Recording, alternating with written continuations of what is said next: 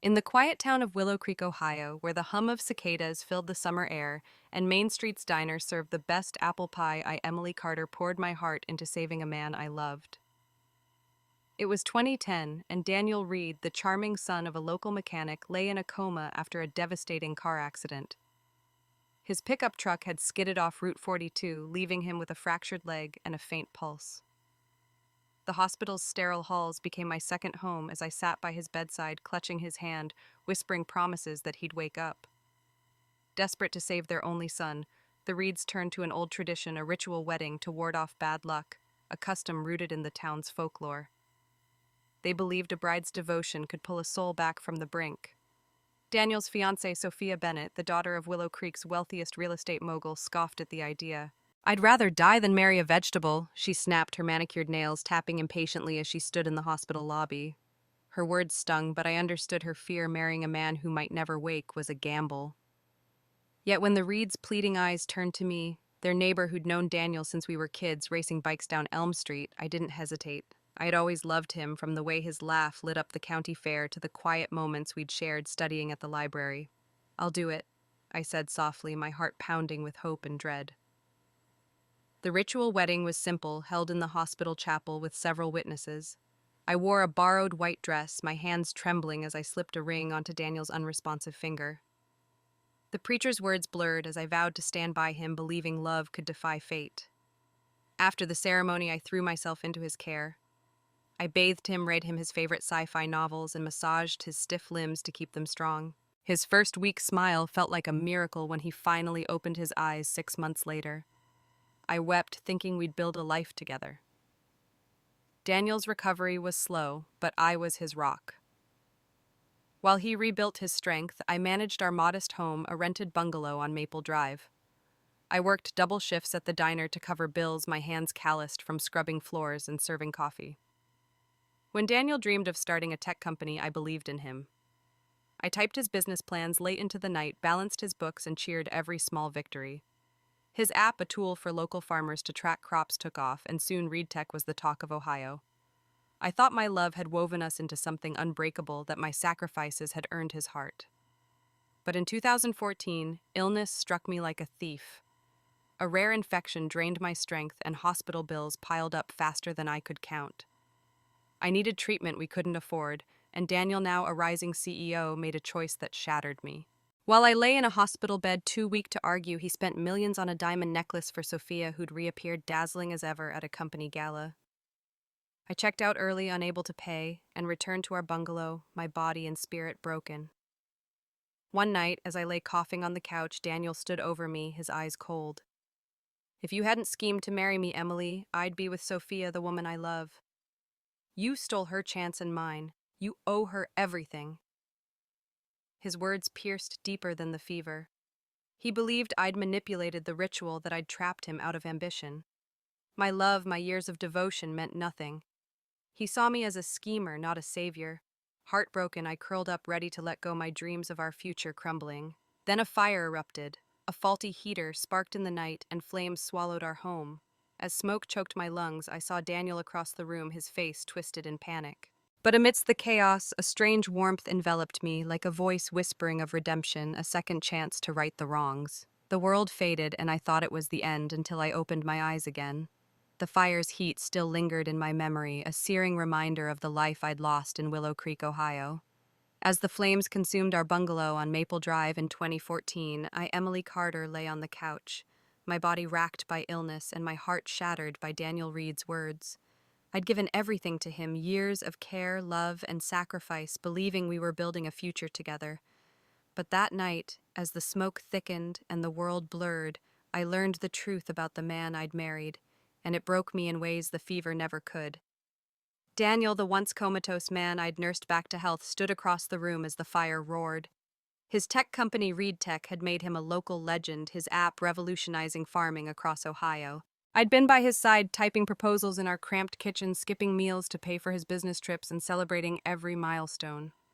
I thought our love was mutual, forged in the quiet moments when I read to him in the hospital, or when he squeezed my hand after waking from his coma. But as my illness worsened, a rare infection stealing my strength, Daniel's priorities shifted. The hospital bills piled up, and I couldn't afford the treatments that might have saved me. I begged to stay admitted, but the costs were too high, and Daniel, now flush with cash, made a choice that revealed his heart. While I lay in a sterile hospital bed, tubes snaking from my arms, Daniel was at a gala in Columbus, whining and dining investors. There, Sophia Bennett, his former fiancée, re-entered his life. She was as radiant as ever, her designer gown catching every light, her laughter drawing every eye. I'd seen her at the hospital years ago dismissing Daniel as a vegetable, but now she saw opportunity in his success. Intoxicated by her charm, Daniel spent millions on a diamond necklace for her, a glittering symbol of his true desires. I learned this from a nurse who whispered it with pity as I signed my discharge papers, too weak to argue. I returned to our bungalow, my body failing, my spirit crumbling. That night, as I coughed through the haze of fever, Daniel came home, his suit still crisp from the gala. I looked up, hoping for comfort, but his eyes were cold, distant. "Emily," he said, his voice like ice, "if you hadn't schemed to marry me, I'd be with Sophia, the woman I truly love. You took advantage of my coma, of my family's desperation. You stole her chance at happiness and mine. You owe her everything." His words hit like a physical blow. Schemed, I'd married him out of love, not calculation. I'd bathed him, fed him, built his dreams from nothing, only to be cast as a villain in his story. My heart, already fragile, shattered. He believed I'd manipulated my way into his life, that my devotion was a ploy to trap him. The man I'd loved since we were kids, racing bikes down Elm Street, saw me as a thief of his destiny. Tears stung my eyes, but I had no strength to argue. I curled up on the couch, ready to let go, my body too tired to fight the infection, my soul too broken to care. Daniel turned away, his silhouette sharp against the flickering light of a faulty heater. Then a spark. The room erupted in flames, the fire spreading faster than I could scream. Smoke choked my lungs, and I saw Daniel stumble, his face twisted in panic. I wanted to hate and curse him for his cruelty, but a strange warmth enveloped me, not from the fire, but from something more profound. Soft, yet clear voice whispered through the chaos. "This is not the end. A second chance awaits." It was as if the universe offered redemption, a promise to rewrite my story. The flames closed in, and my vision faded to black. I thought death was final, but as the fire consumed us, that mystical promise lingered. Daniel's betrayal had burned away my illusions, leaving only the truth. My love had been one-sided, my sacrifices unseen. Yet in that moment of loss, the whisper of a second chance gave me hope. I didn't know how or why, but I felt it, a chance to live again, choose differently, and find a love that wouldn't break me. As the world dissolved, I held on to that promise, ready to face whatever came next. The acrid smell of smoke still clung to my senses as I blinked awake, my heart pounding in the summer heat of Willow Creek, Ohio. It was 2010 again, and I, Emily Carter, stood in the Reeds' cluttered living room, the same room where I'd once agreed to marry Daniel Reed. The air was thick with tension, the ticking of an old wall clock echoing like a heartbeat. The Reeds, desperate to save their comatose son, had just begged Sophia Bennett's family to let her marry Daniel in a ritual wedding, a local tradition said to ward off bad luck. Sophia, her designer purse slung over her shoulder, had refused with a sneer. "I'm not tying myself to a half-dead man." Her words, sharp as ever, cut through the room, and all eyes turned to me. I was 24 again, my hands no longer calloused from years at the diner, my body free of the illness that had ravaged me. But my mind carried the weight of a lifetime, memories of devotion, betrayal, and a fire that had consumed everything. In my past life, I'd said yes to the Reeds, out of love for Daniel, believing I could save him. I'd married him in a hospital chapel, nursed him through his coma, and built his dreams, only to learn he despised me, believing I'd schemed to steal him from Sophia. His cold words, "You owe her everything," still echoed a wound that hadn't healed even in this new life. Yet as I stood there, the mystical warmth from the fire lingered, a memory of a glowing figure who'd whispered, "A second chance awaits." It wasn't just a dream, but a gift, a cosmic reset granted by some force beyond understanding, perhaps the town's old folklore made real. Willow Creek's legends spoke of spirits who rewarded sacrifice, and I'd given everything. Now I was reborn to choose again. Mr. Reed. His face lined with worry, stepped forward, his voice trembling.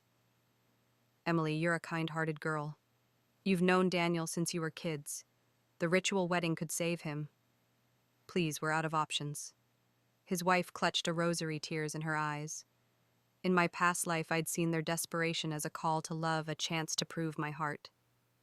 I'd loved Daniel since we were 10 racing bikes down Elm Street, his grin brighter than the Ohio sun. I'd believed my care during his coma had bound us forever. But now I saw the truth. Their plea wasn't about love, but survival. If no one stepped up, they'd abandon Daniel to the hospital's mercy, unable to afford his care. My chest tightened as I met their gaze. The memories flooded back, bathing Daniel's still body, reading him sci-fi novels, typing his business plans while my dreams faded. I'd given him everything, only to be cast as a villain. The pain of his betrayal, accusing me of scheming while I lay dying, burned fresh. I wanted to scream to tell them how he'd chosen Sophia's diamonds over my life. But I swallowed the anger, my hands clenching at my sides. This was my second chance not to repeat my mistakes, but to rewrite my story. The glowing figure's promise echoed. I could choose differently, live for myself. I took a deep breath, the scent of the Reed's musty couch grounding me. Mr. Reed, I said, my voice steady despite the storm inside. I'm sorry, but I can't marry Daniel. I hope he wakes up, but it's not my place.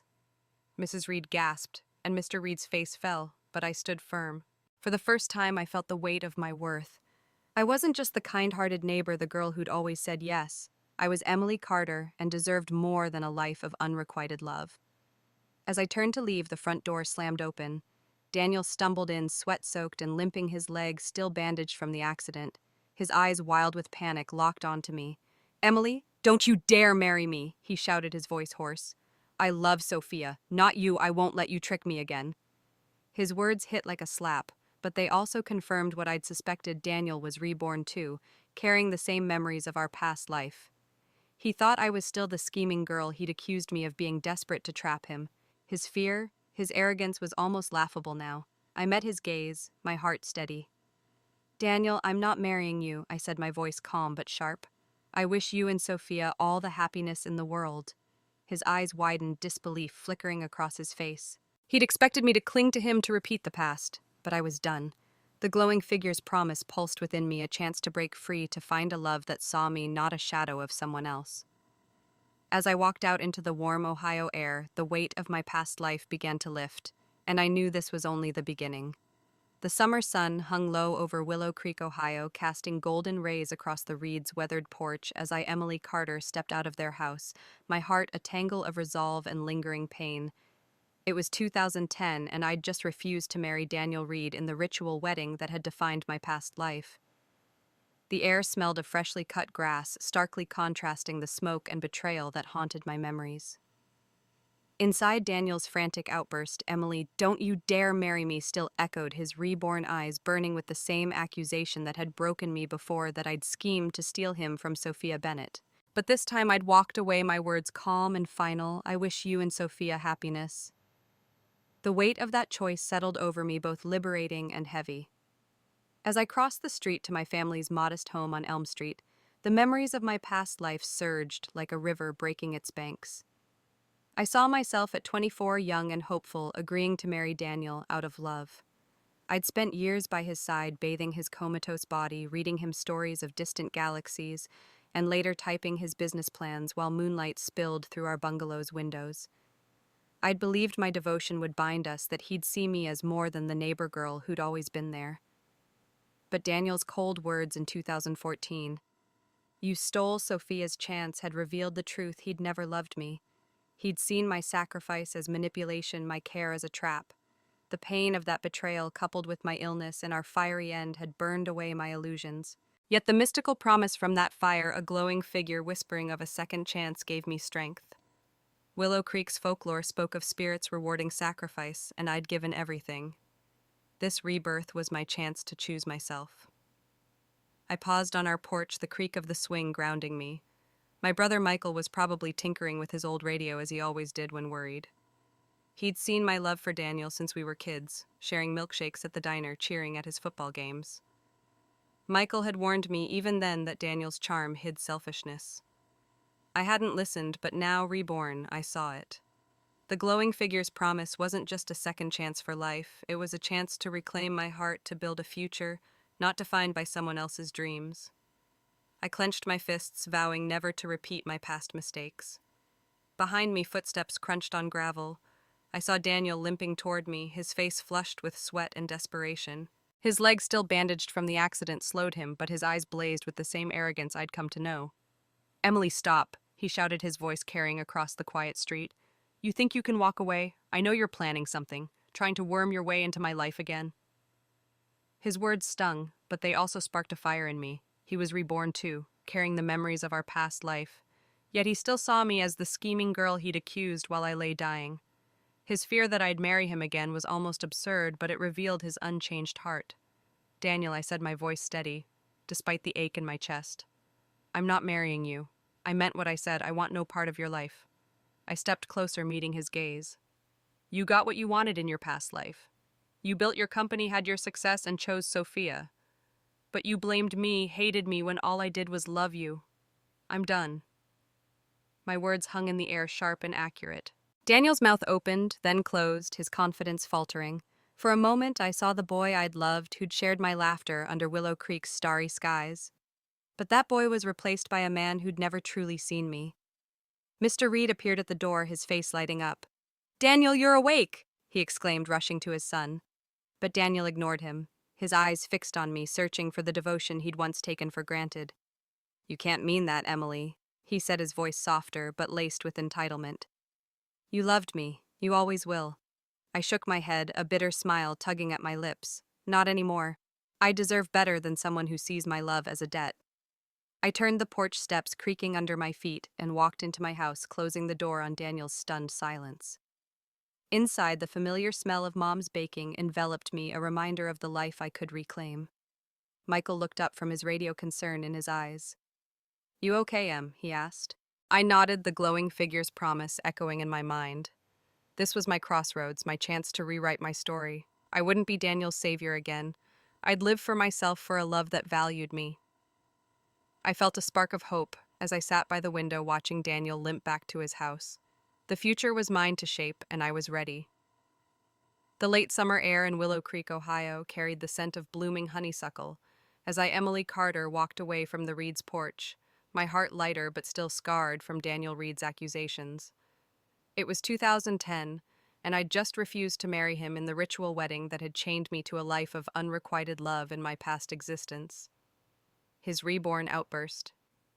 "You think you can walk away," had confirmed he still saw me as the scheming girl who'd stolen him from Sophia Bennett.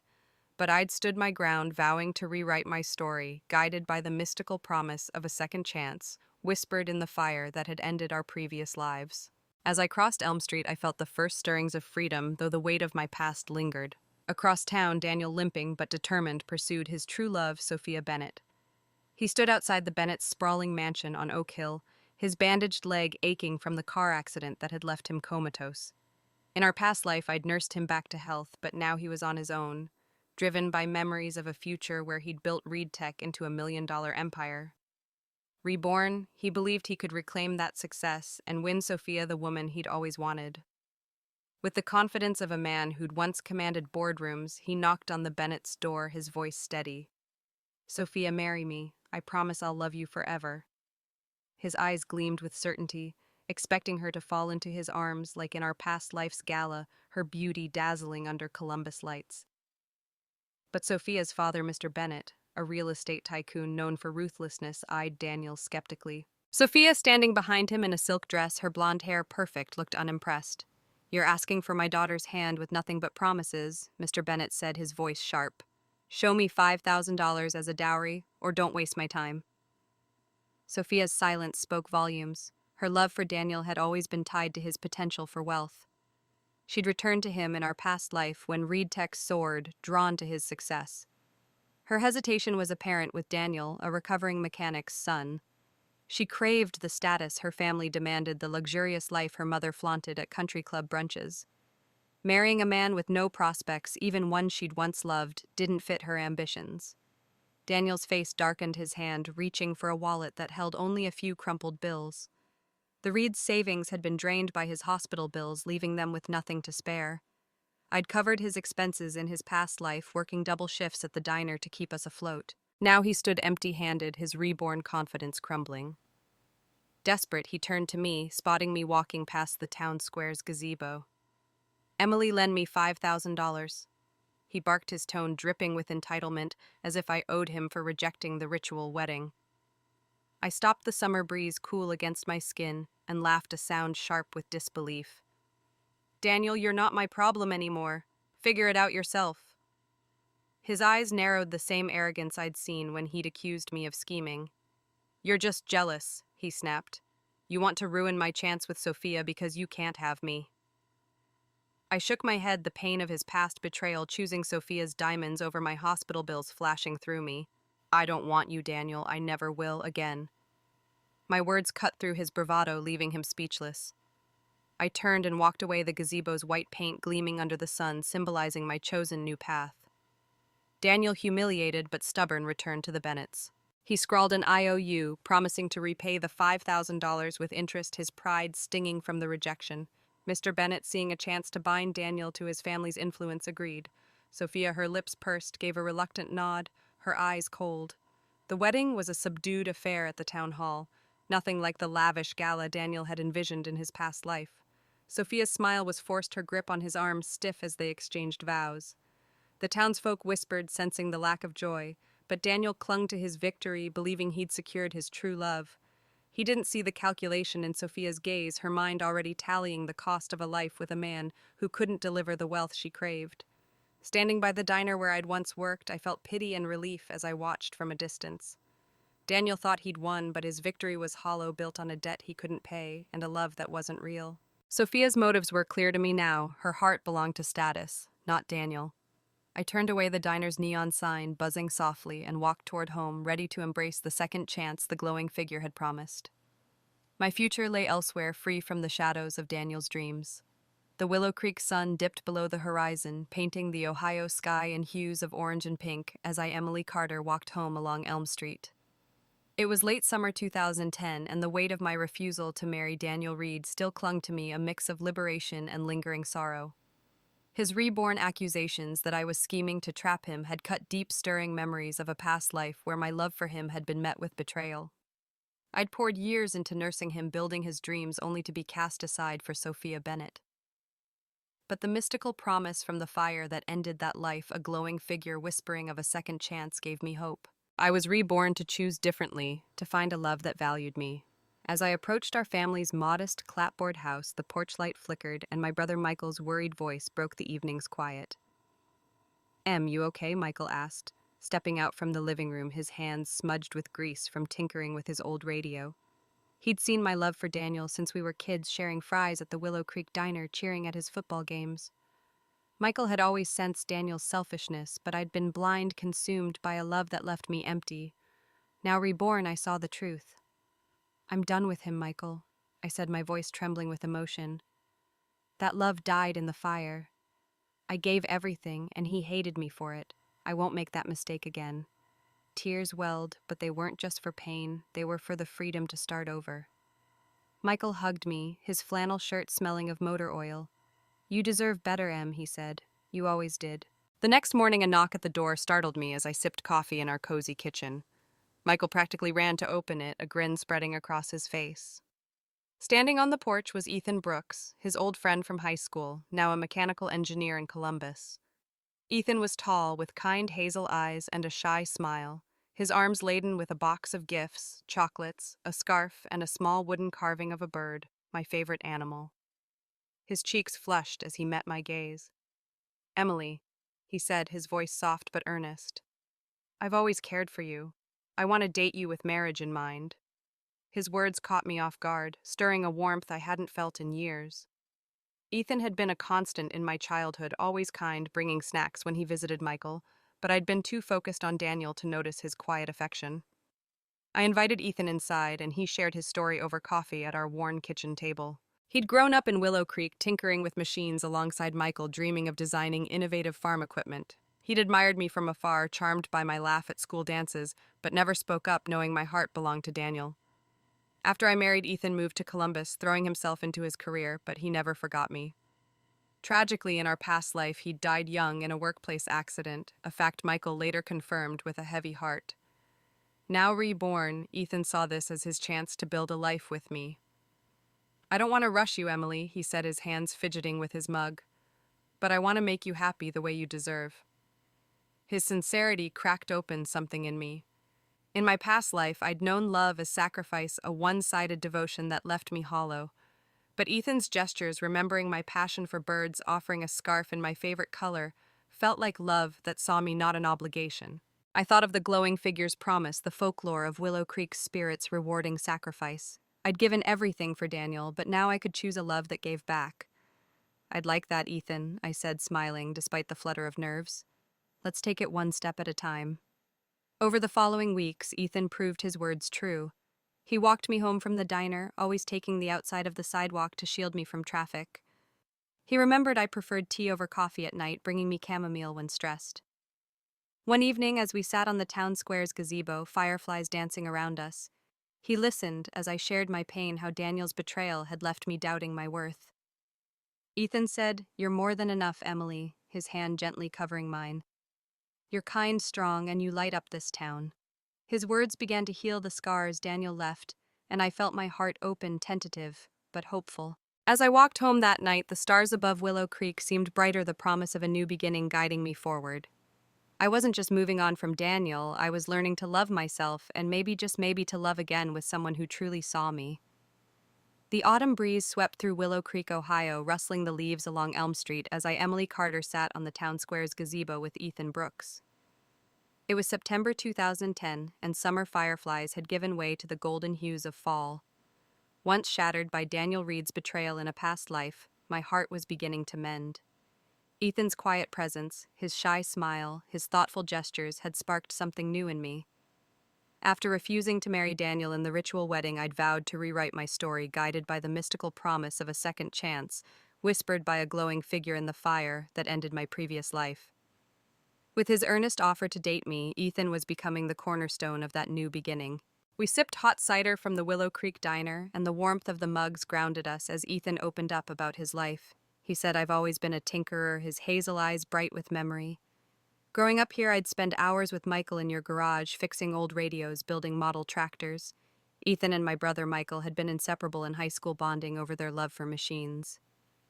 Ethan's father, a farmer, had taught him to repair equipment, sparking his dream to design better tools for Ohio's farmers.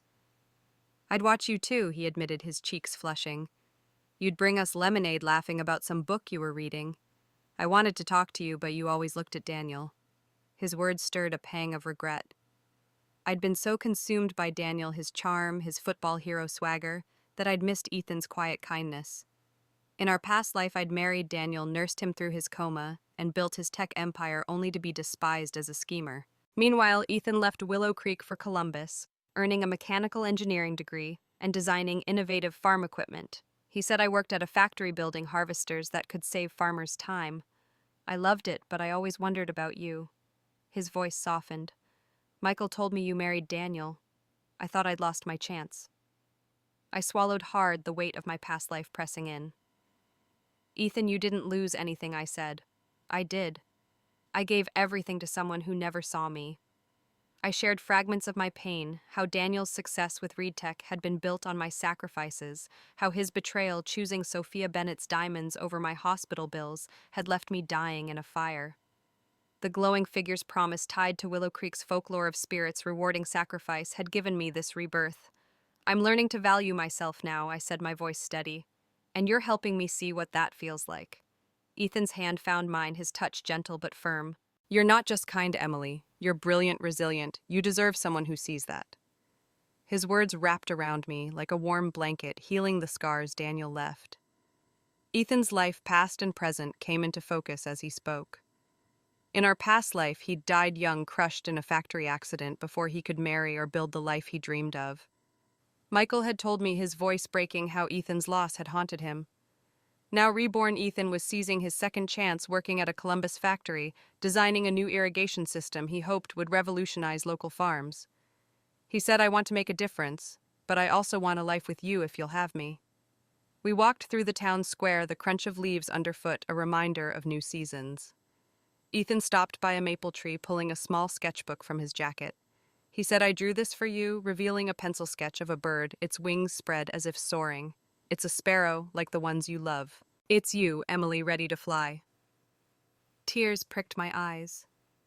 In my past life, I'd been tethered to Daniel's dreams, my wings clipped. Ethan's profound yet straightforward gift saw me as I was, not as a means to an end.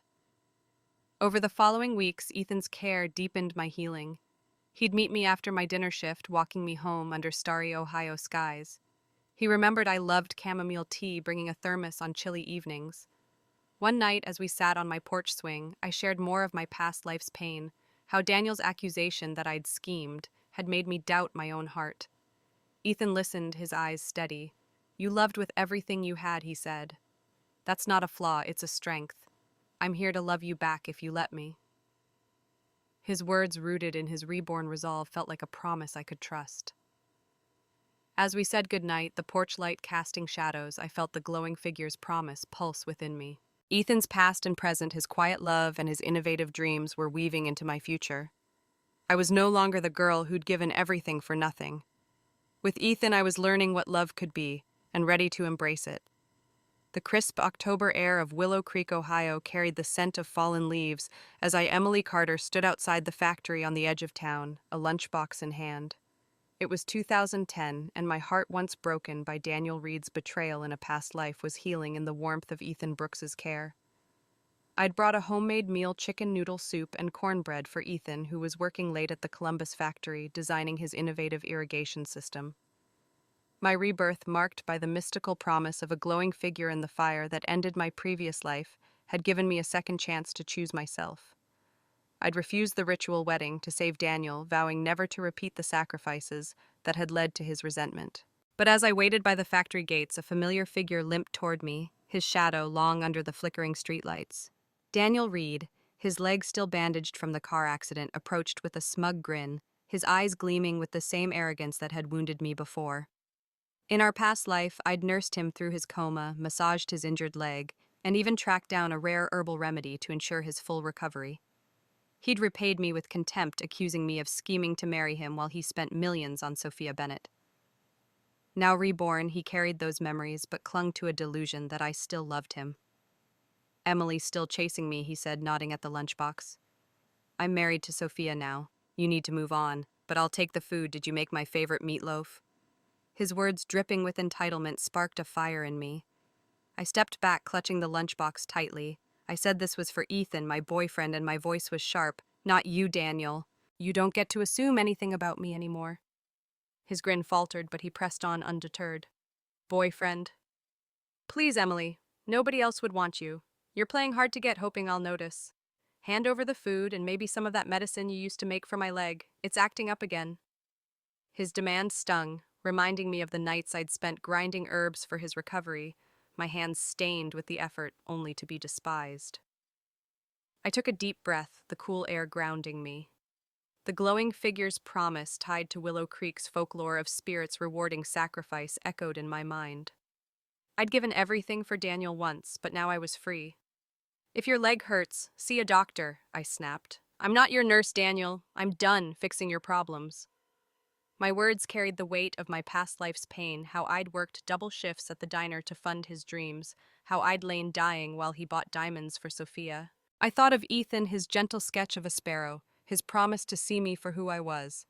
Daniel's delusion and belief that I'd always be his fallback were laughable now. He scoffed, stepping closer, his limp more pronounced. "You're lying, Emily. You loved me too much to move on. This boyfriend is just a stunt to make me jealous. Please give me the medicine and stop pretending." His arrogance was suffocating, but it also clarified my resolve. In my past life, I'd let his assumptions define me, doubting my worth when he called me a schemer. Now reborn, I saw through him. "You're wrong, Daniel," I said, my voice steady. "I loved you once and it nearly killed me. Ethan sees me, values me. You never did. This lunchbox, this life, it's not for you." Before he could respond, Ethan emerged from the factory, his work boots heavy on the gravel. His hazel eyes narrowed as he saw Daniel. "Everything okay, Emily?" he asked, stepping protectively beside me. I nodded, handing him the lunchbox with a smile. "Just fine. This is for you." Ethan's face softened, but he glanced at Daniel, his jaw tight. "Reed, you're a married man. Leave her alone." Daniel's smirk faded, his eyes darting between us. For a moment, I saw a flicker of doubt in his gaze, as if he realized I'd truly moved on, but his pride won out. "You'll regret this, Emily," he muttered, limping away into the dusk. As Ethan and I walked toward his truck, the factory's hum fading behind us, I felt a surge of clarity. Daniel's delusion that I'd always love him belonged to the past life I'd left behind. Ethan, sensing my tension, squeezed my hand. "You don't owe him anything, Emily," he said. "You're building something new with me." I leaned into him, the warmth of his presence a stark contrast to Daniel's cold demands. The stars above Willow Creek twinkled, and I knew the glowing figure's promise was unfolding. I chose a love that lifted me, and I'd never look back. The spring of 2011 bloomed vibrantly in Willow Creek, Ohio, the air sweet with lilacs, as I, Emily Carter, stood in my childhood bedroom on Elm Street, gazing at my reflection. A radiant red dress, chosen for joy rather than tradition, hugged my frame, its color a bold declaration of my new beginning. Today I was marrying Ethan Brooks, the man whose quiet kindness had healed the scars left by Daniel Reed's betrayal in a past life.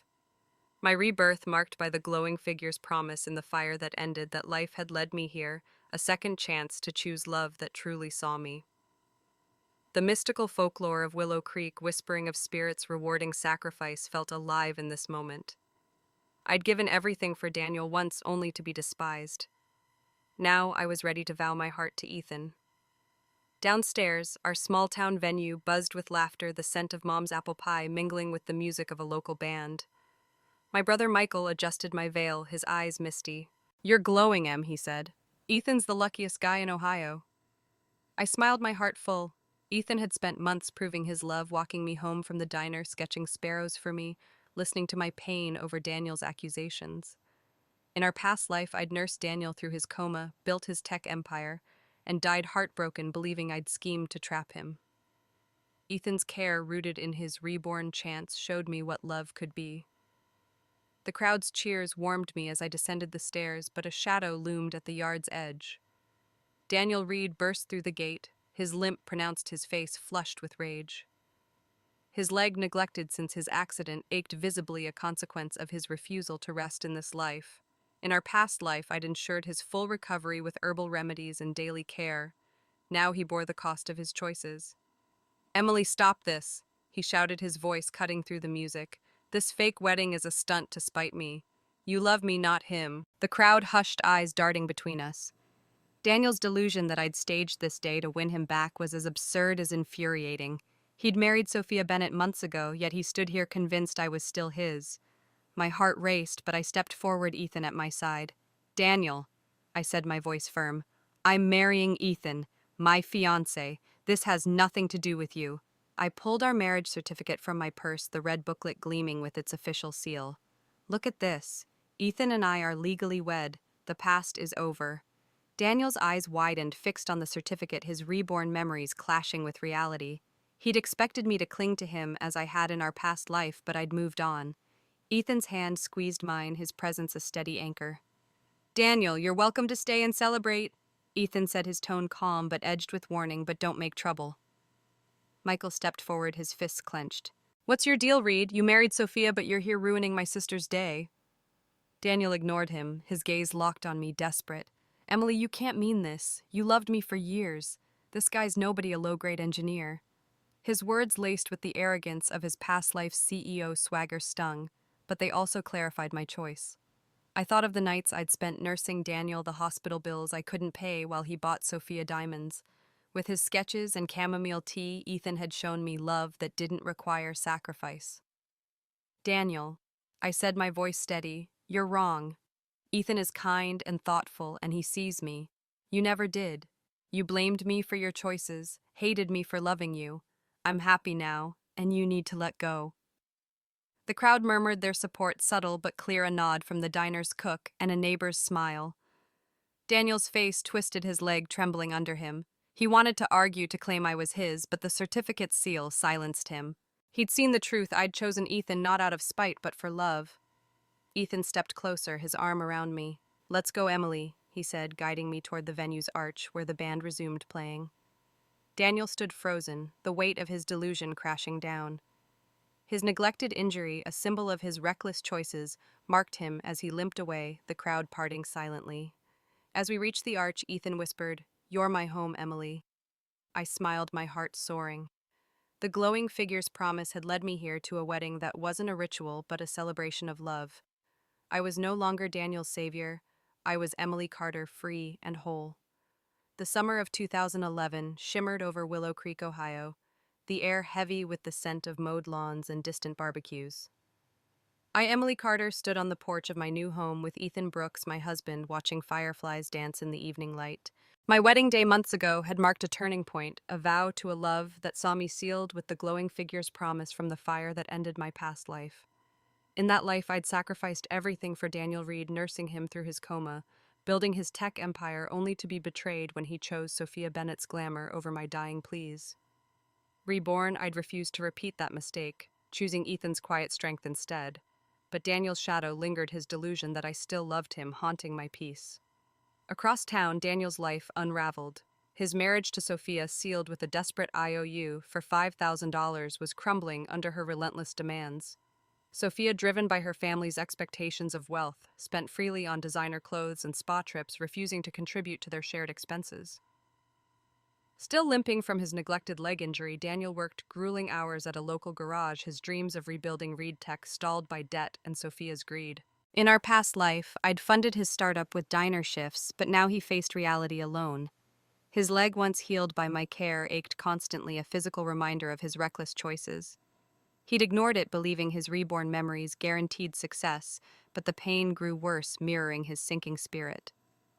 One evening, as I walked home from the Willow Creek diner, my apron still tied from a late shift, Daniel appeared under a streetlight, his face gaunt, his eyes bloodshot.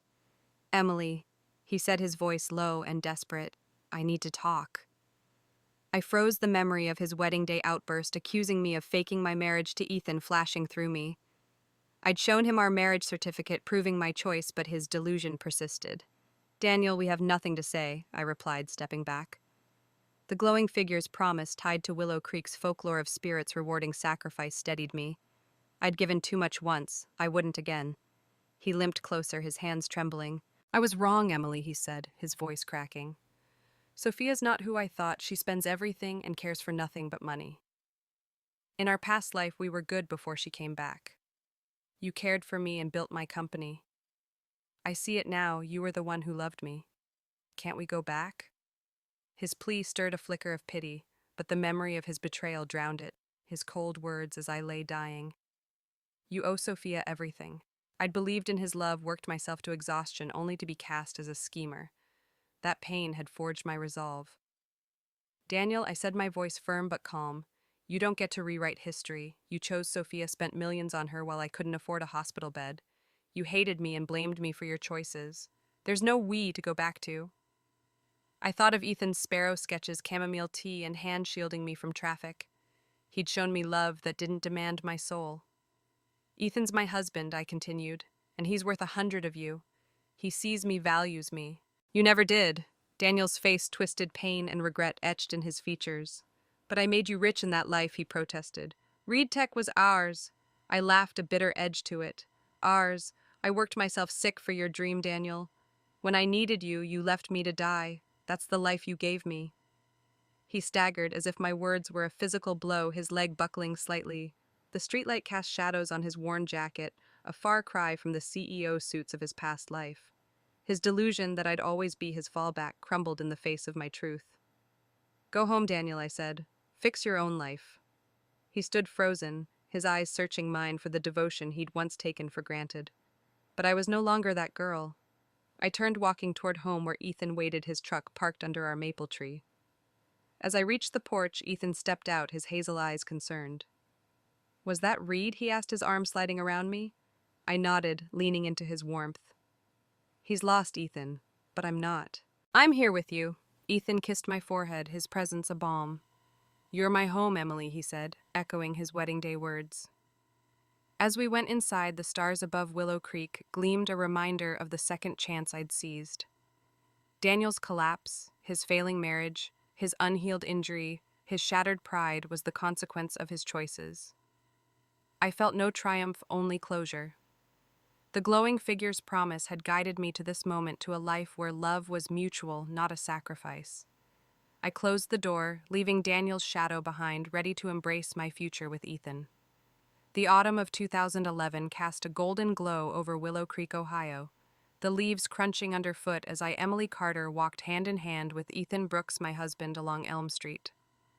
My new life, built on the glowing figure's promise from the fire that ended my past existence, was a haven of peace.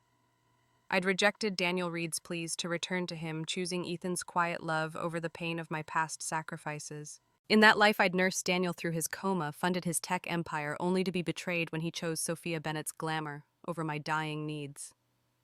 Reborn. I'd walked away, but Daniel's shadow lingered, his life unraveling in a storm of his own making. Across town, Daniel's marriage to Sophia was a house of cards collapsing under her insatiable demands. Sophia, raised in the shadow of her father's real estate empire, had married Daniel expecting wealth to match her family's status. Her love, always tied to luxury, withered when Daniel, burdened by a $5,000 dowry debt, couldn't deliver. She spent recklessly designer bags, spa weekends in Columbus, while refusing to contribute to their rent or bills. Daniel, his leg injury worsening from neglect, toiled at the garage, and his dreams of reviving Reed Tech were fading. In our past life, my diner shifts had bankrolled his startup. Now he faced the grind alone, his reborn confidence shattered by reality. Sophia's frustration grew, her motives rooted in the pressure to uphold her family's image. The Bennett's, pillars of Willow Creek's elite, expected her to marry a man who could elevate their status, not a limping mechanic's son. Her mother's voice echoed in her mind, urging her to secure a life of country club brunches and social prestige. Daniel's failure to provide that life turned her affection into resentment. Desperate to escape the shame of a faltering marriage, Sophia hatched a plan. She'd heard Daniel was borrowing money to restart his tech venture, stockpiling inventory in a rented warehouse on Route 42. If she could take that money and leave, she'd reclaim her freedom, maybe even return to her family's favor. One night, Sophia acted. She slipped into the warehouse, stealing $50,000 in cash Daniel had secured for his startup. To cover her tracks recklessly, she doused the inventory boxes of tech components with gasoline and struck a match. The fire roared, consuming Daniel's hopes. She fled, thinking she'd outsmarted him, but her desperation blinded her to the consequences. The blaze destroyed the warehouse, wiping out Daniel's investment and leaving him with debts he couldn't repay. His fragile business collapsed overnight, his reborn dreams of wealth reduced to ash. Daniel, driven to madness by the loss, tracked Sophia to a motel outside town. His rage fueled by her betrayal, and his failures erupted. He attacked her in a frenzy, his fists a blur of pent-up bitterness. Sophia, caught off guard, fell under the blows, her screams fading as neighbors called the police. She was rushed to Willow Creek's hospital, bloodied and broken, but the damage was too severe. She died in the ER, her dreams of status snuffed out. Daniel was arrested at the scene, his face vacant, his hands stained with the cost of his anger. I learned of the tragedy days later as Ethan and I left the hospital after a routine checkup for our newborn daughter, Lily. A nurse, her voice low, shared the news, and Ethan shielded my eyes from the ER's chaos. I felt a chill, not of fear, but of distance. Sophia's greed and Daniel's violence were their undoing, a world apart from the life I'd built. I thought of my past life, how I'd died in a fire, believing Daniel's love was worth my sacrifice. The glowing figure's promise, tied to Willow Creek's folklore of spirits rewarding devotion, had given me this chance to break free. I'd chosen Ethan, whose love didn't demand my destruction. Daniel, awaiting trial, sent a message through a mutual friend begging to see me one last time. Holding Lily in my arms, her tiny hand curled around my finger, I refused without hesitation. "He's nothing to me now," I told Ethan, my voice steady. The pain of Daniel's betrayal, his diamonds for Sophia while I lay dying, had faded, replaced by the warmth of my family. Ethan nodded, his hazel eyes soft. "You're free, Emily," he said, kissing Lily's forehead. "We're your home." As we walked home under the autumn stars, Willow Creek's quiet streets felt like a sanctuary. Daniel's collapse, Sophia's betrayal, their tragic end, it was a storm I'd escaped. The glowing figure's promise had led me to a life where love was mutual, not a debt. I held Ethan's hand, Lily's soft breaths against my chest, and knew I'd never look back. The summer of 2012 bathed Willow Creek, Ohio, in a warm golden light, the air alive with the hum of cicadas and the scent of blooming roses.